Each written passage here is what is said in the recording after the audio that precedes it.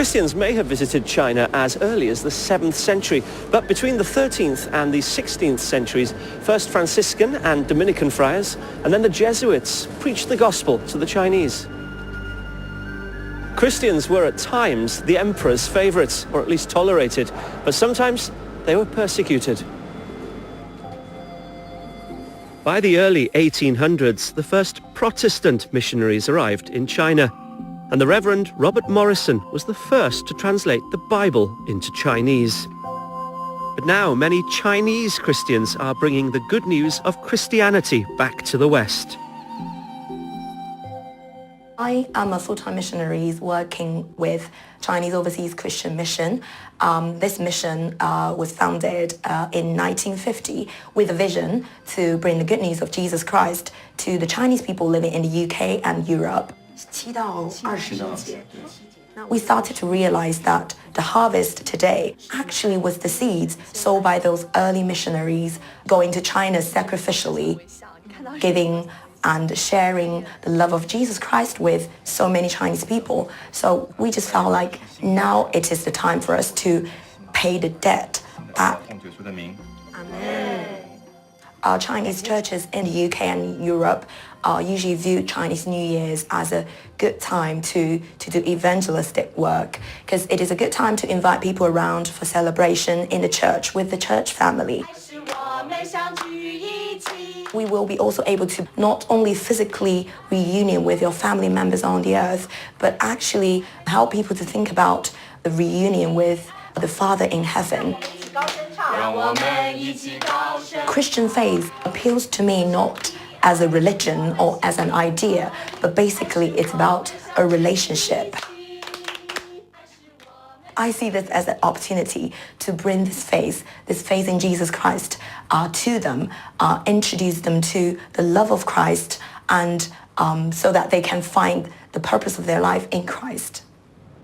A lot of people just after material things. They said the wealthier you are, the richer you are, the better you are.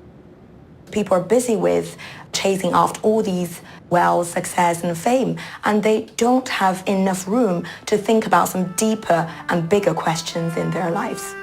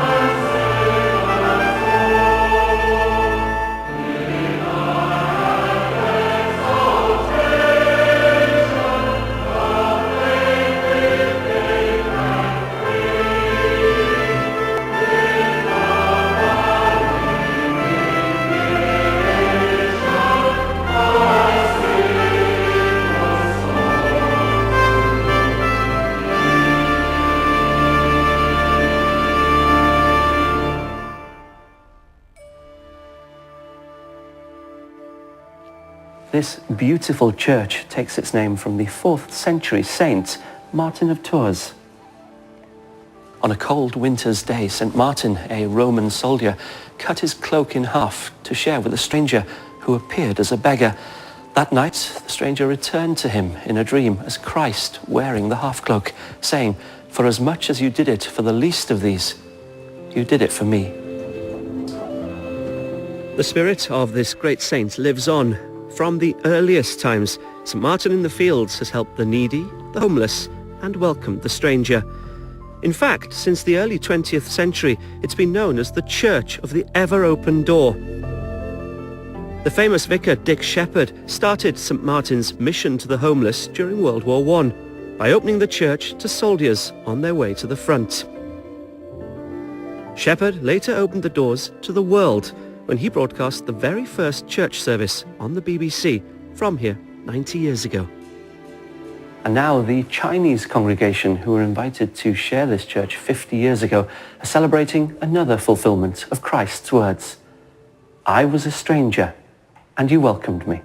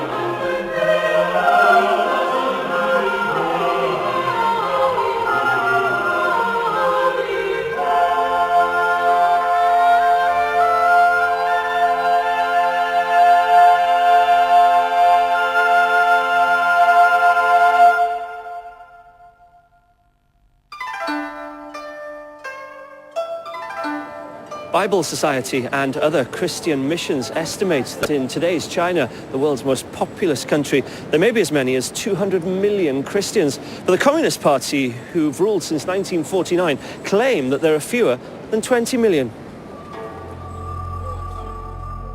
In the 1960s and 70s, during the Cultural Revolution, all religions were forbidden.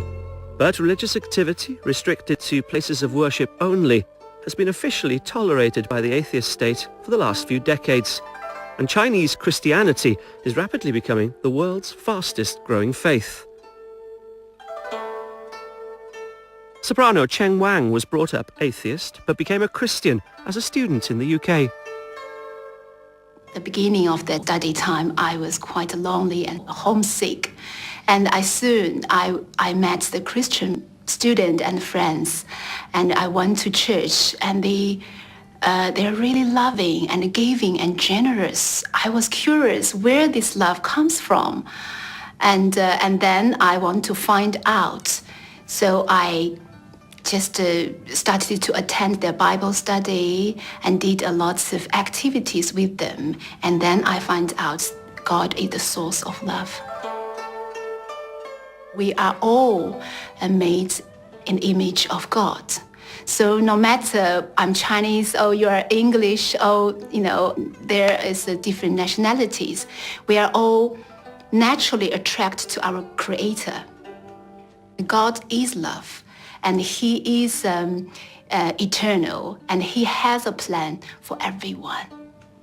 And for me, it really teaches me that it is my responsibility to really guard my gift well, and as God gave me the singing voice, and to develop it, to really discipline myself, so in order I can use it well and for serve Him and serve people.